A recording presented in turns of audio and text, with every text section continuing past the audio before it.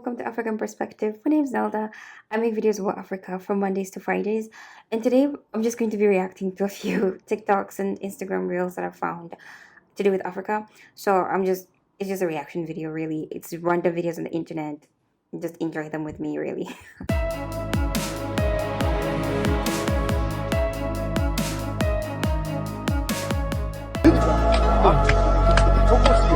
That's an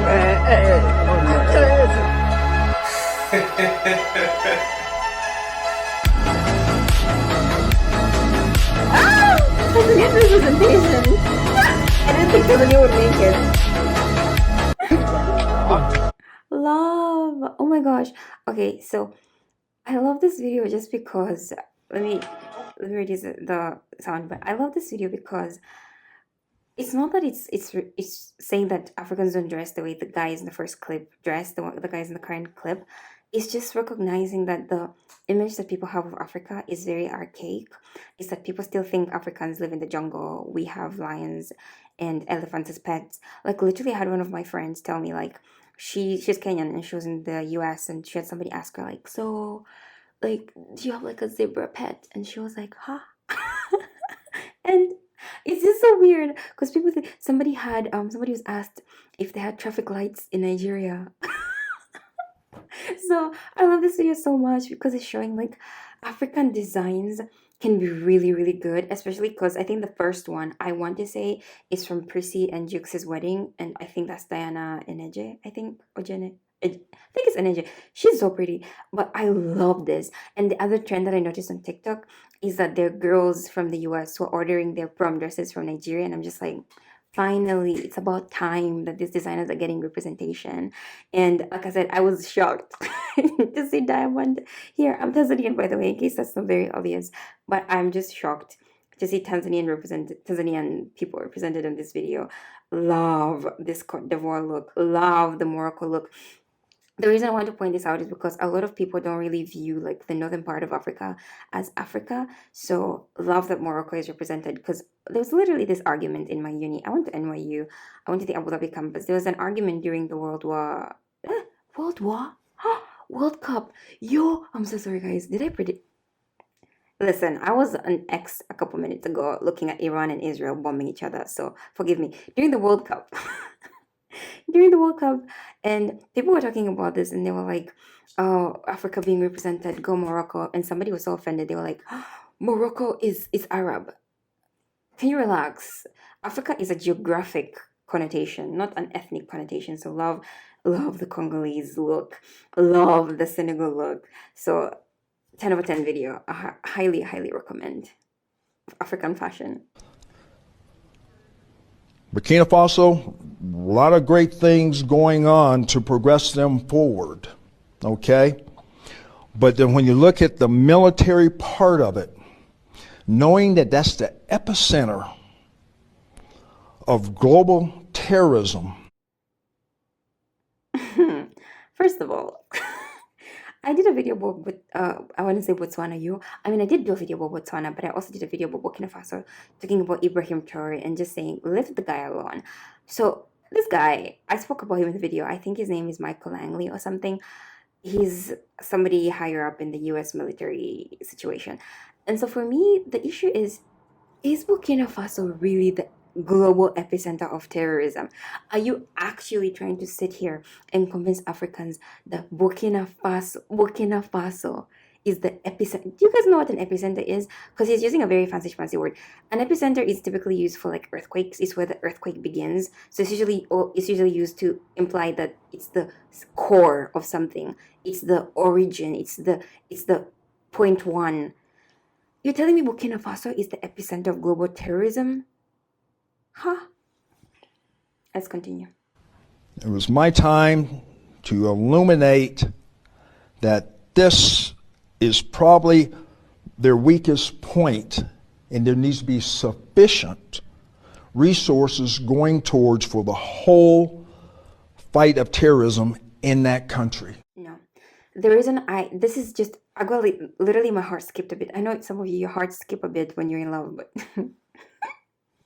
when we're working, I'm not gonna go into that. Anyways, my heart skipped a bit, just a little bit, because this reminded me of Gaddafi. And when I was a kid, which I'm not that young, but I was a kid when Gaddafi was assassinated, because I genuinely thought Gaddafi was a bad guy. I was like, Gaddafi, ew, so glad they got him. And as I've grown up and started looking at conspiracy theorist channels, which I would highly recommend, by the way, this channel might easily turn into a conspiracy theory channel as far as I'm concerned. But conspiracy theorists are usually right. That guy was assassinated not because he was a quote unquote dictator. He was assassinated because he painted a very clear and positive vision for Africa. And I think it's the same thing here that Ibrahim Traore is painting such a beautiful picture for his country. And he's saying, we're going to take power back. We're kicking out the French. We're going to take control of our own country. We're going to take care of our gold exports. And he's saying, oh, we need to send enforcements into that continent, into that country. no, they don't need your enforcements. They can do it by their own. Why do people assume that African leaders cannot do? I mean, some African leaders are just incompetent, but Ibrahim Traore is not one of them. That guy knows what he's doing. He's not perfect by no means. But this idea of like, oh, we're going to help the African country because it's struggling, that is, I learned about this in uni actually. It's the idea of like cultural relativism. It's that people in certain cultures typically just assume that they're superior to us, that whatever they think is the right way to do things is the right way to do things. And if other cultures or other countries are doing things differently, then they're wrong and they need to intervene. So it's the same thing as being like, oh, Muslim women are oppressed by wearing the hijab. Muslim women want to wear the hijab because they want to respect themselves and their bodies, and that is their way of being like, I will only let certain people see my hair. That's my decision. So I don't know what this guy is talking about, to be honest. But no, we do not want you involved in Burkina Faso. I mean, I'm a Tanzanian, but if Burkina Faso agree with me, just say it in the comment section. So quality is not my problem.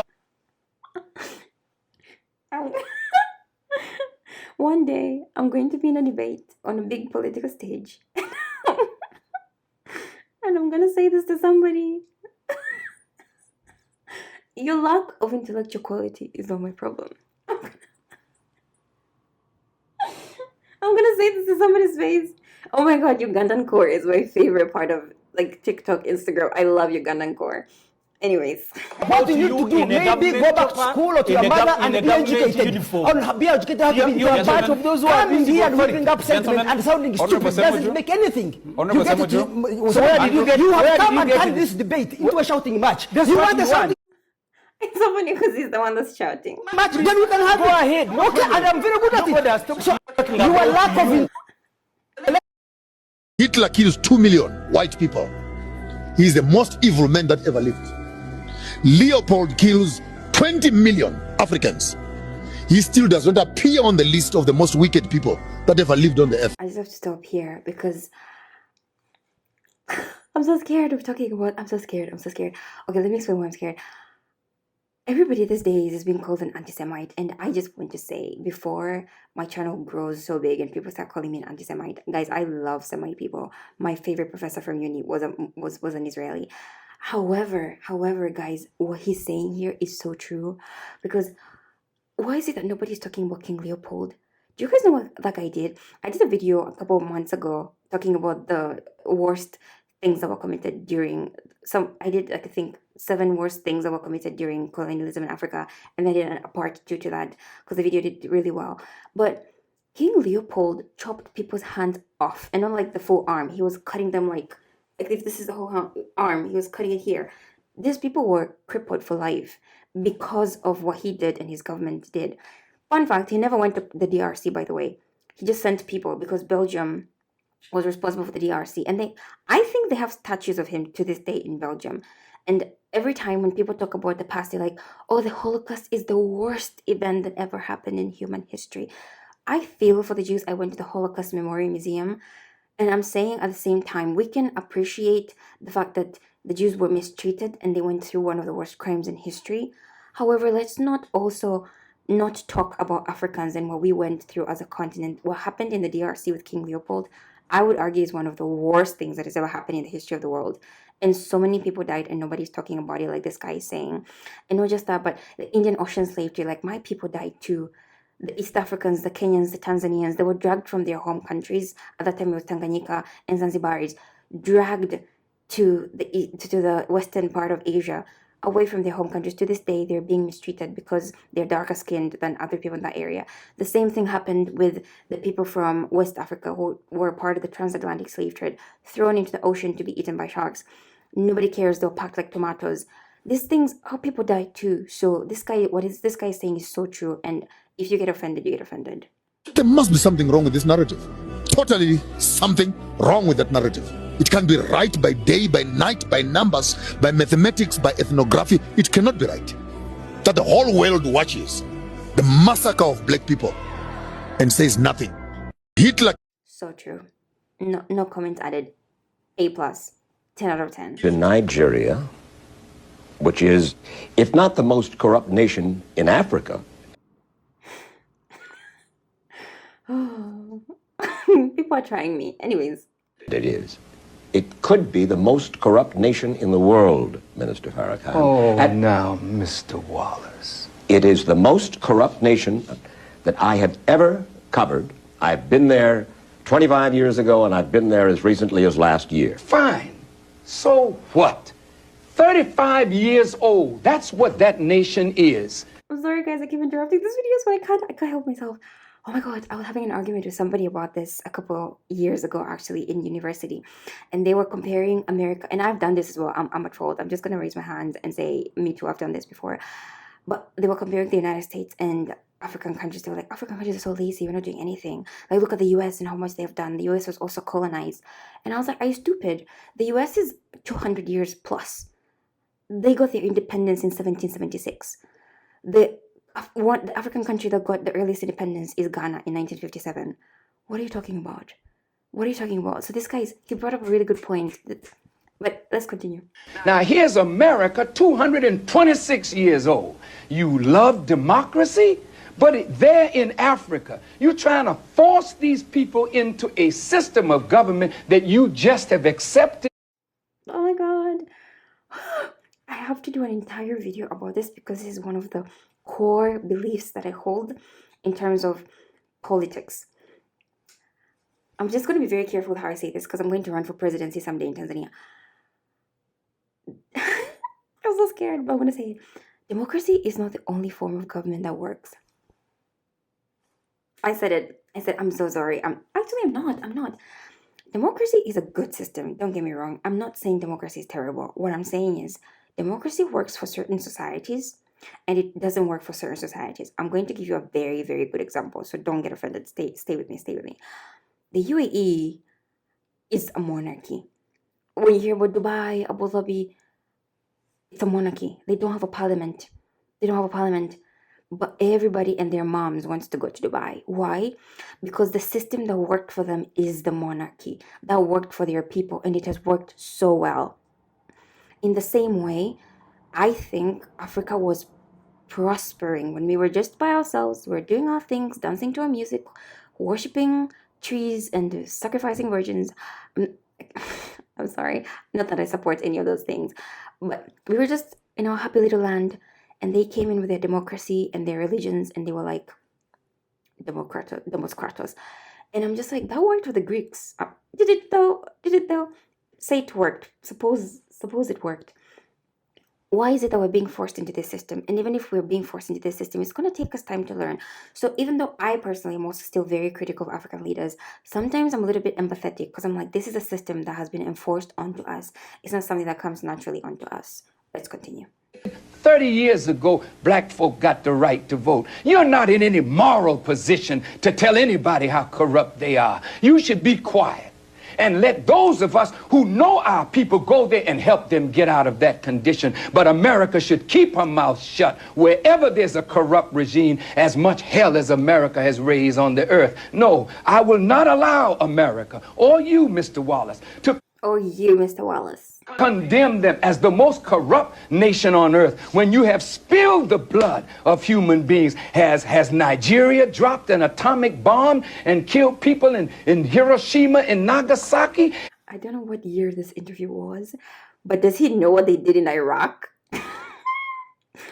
Listen, don't get me wrong. America is a superpower. Sure. They're strong. They've got a whole lot of things. But they have misused their power.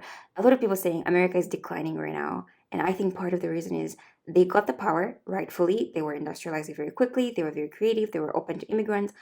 And now they're declining because they started bullying other countries.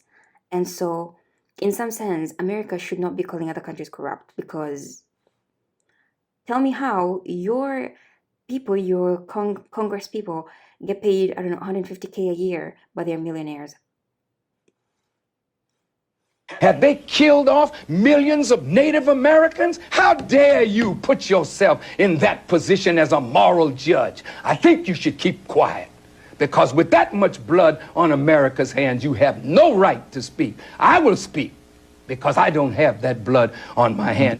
Yes, there's corruption there. Yes, there's mismanagement of resources. Yes, there is abuse. There's abuse in every nation on earth, including this one. So let's not play holy to moralize on them. Let's help them. I'm not moralizing. I'm asking a question, and I got an answer. Why would you? No, Mr. Wallace, Mr. Wallace, listen to me.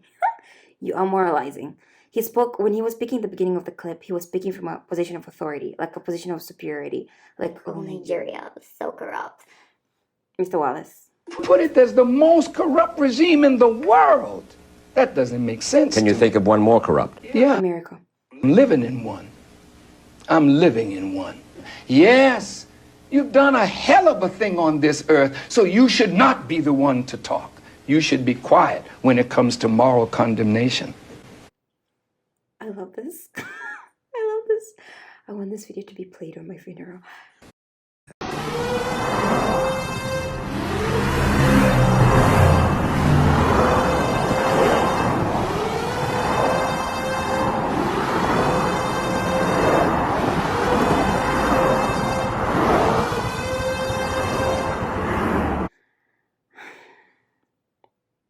I'm just gonna say Dodoma is my hometown and the capital city of Tanzania. Let's continue watching.